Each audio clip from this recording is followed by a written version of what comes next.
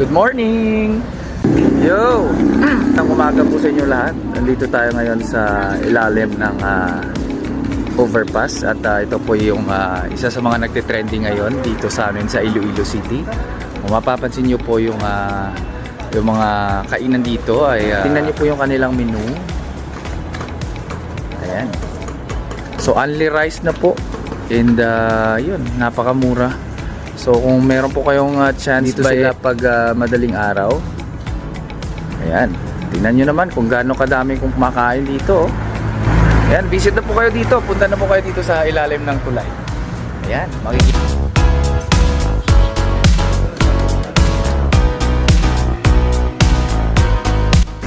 Hello mga ka-determination.